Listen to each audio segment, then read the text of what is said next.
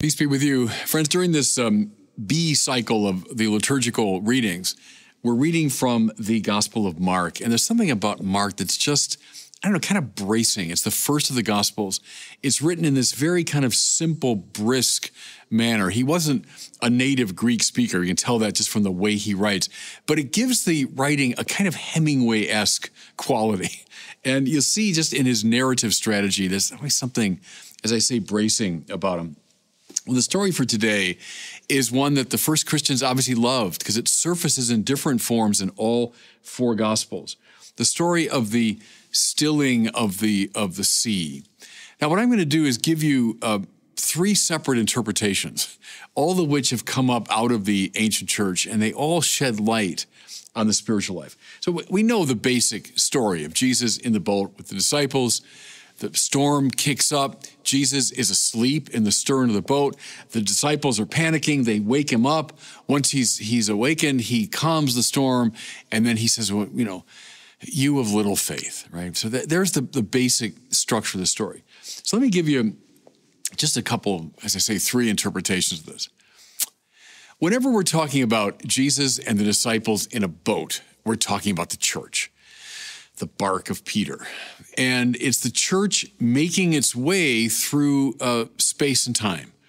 So think of this now as not just something that happened long ago. It clearly did, because how vividly remembered this is, but the church applies it now to us and to our spiritual lives. It's the church making its way through space and time. What kick up, listen to me, inevitably storms.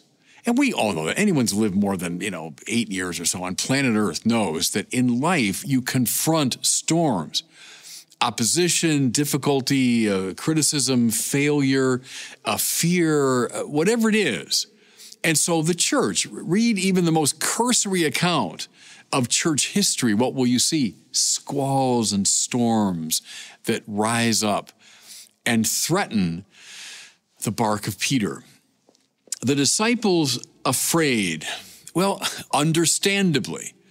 I've said many times ancient Israel was afraid of the water. They didn't have really good boats to navigate it. Certainly the open sea was a symbol of chaos. Well, here, the Sea of Galilee, which is relatively small, but it becomes like the open sea because this squall comes up. And they say, by the way, that this happens on the Sea of Galilee, just given the weather patterns and so on and the way it's configured. And these storms can be extremely violent. Stormy water, we go right back to page 1 of the book of Genesis, the tohu vabohu, the primal watery chaos. It always stands for what's like opposed to God's intentions. And so here we are, the church making its way through space and time, confronting storms. Disciples panicking. In the back of the boat is Jesus sound asleep. Think, okay, what is going on here? First of all, how could the man be sound asleep in the back of a little boat while this storm is going on? Here's one interpretation now. The sleeping Christ stands for, listen, that place of safety and peace. Christ living in us, as Paul would put it, that gives us tranquility even in the midst of the worst storms. They're panicking, but Christ is asleep, serenely asleep. There's a place in you, in me, at the center of the soul, if you want, that place where I am here and now being created by God, that interior castle, to use the language of Teresa of Avila, the inner wine cellar, to use the language of St. John of the Cross, this place of serenity and peace where I am connected to the infinite and eternal power of God. The saints are those, not who never confront problems. I mean, every single saint that I've ever read about, they confronted squalls. But they all had in them this place of calm and safety and peace that allowed them, see, once he's roused, he calms the storm. So it goes in our spiritual lives. If we can access that place, and it happens, everybody, through prayer, it happens through meditation. I've known people like this in my life, saintly people, who even when they're in the midst of terrible frustration and opposition and fear, nevertheless have this inner serenity. That's one way to read the sleeping Christ. And see, he becomes the place where the storms are calmed. Doesn't mean necessarily they go away. It means I can endure and find peace even in the midst of a storm. Okay, that's interpretation number one. Here's a second one that also comes up out of the church fathers. In a way, it's the opposite, but so it often goes in the spiritual life that, polar opposites are more like creative tensions. So here's another way to look at it. Disciples in the boat with Jesus, that's the church, making its way through the stormy waters of space and time. Okay, same thing. Why are they so afraid? Well, on this reading, the second reading, it's because they've allowed the Christ in them to fall asleep. So we're kind of looking at this from another angle, another way of interpreting it. They've allowed the spiritual power in them to go to sleep. No longer attentive, no longer spiritually alert. If you want, everybody, this is the danger in our sort of contemporary secularism.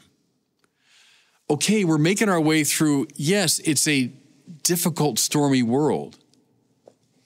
And what have we done? We've forgotten about prayer.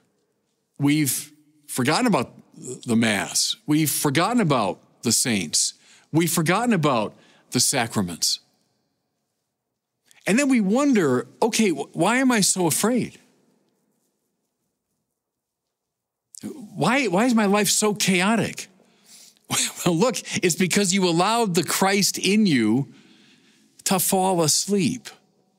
So, on this reading, wake him up. In other words, everybody, recover the spiritual life in all of its richness.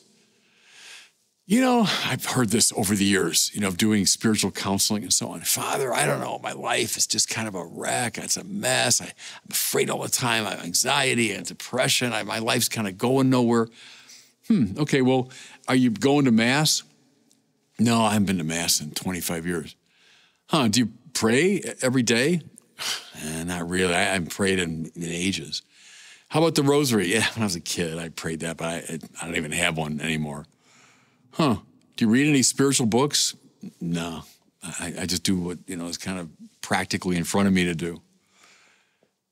And you're wondering why you're experiencing depression, anxiety, uselessness. You wonder why you're caught up in the storms of life and have no place to turn. You've allowed the Christ in you to fall asleep. So notice now on this interpretation of the story, when they wake him up, immediately he calms the storm.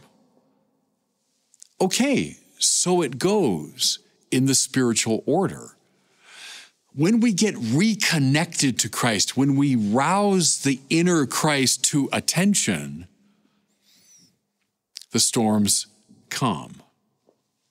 So in the first reading, he represents that place of serenity and peace. On the other side, we can read the sleeping as a problem that we have, and we need to rouse and wake up the Christ within.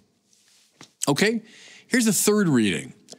This one is kind of less moralistic. It's more mystical, I would say. The stormy waters. As I say, the tohu vabohu. It's everything that scares us. It's everything that stands opposed to God. It's the power of death. Where does Jesus go when he comes into our human condition? He goes all the way down.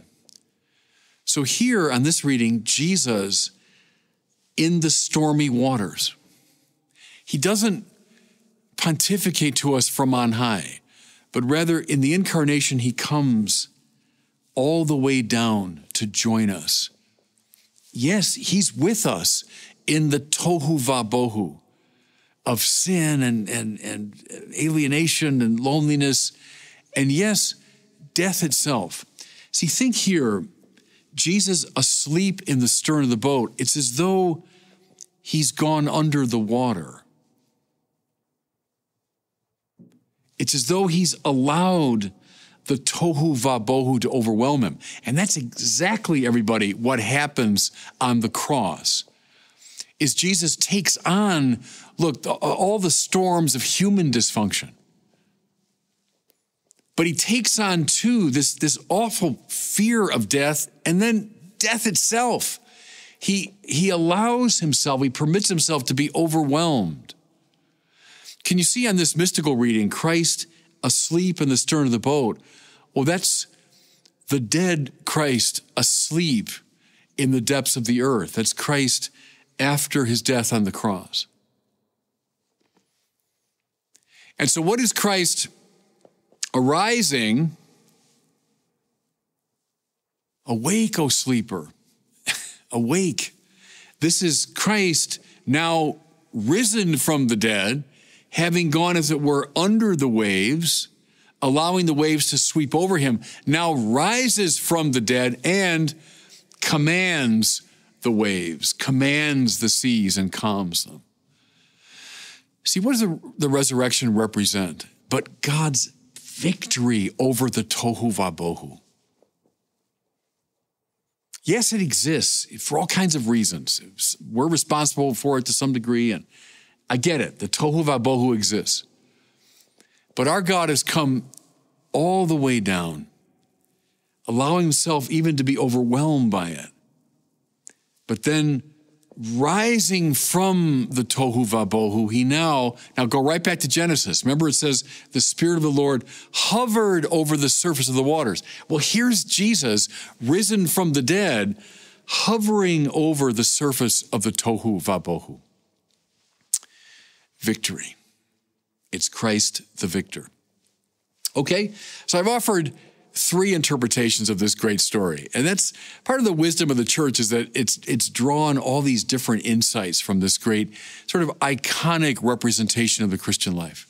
The first one, find that place of peace in you, where Christ, even in the storm, is asleep.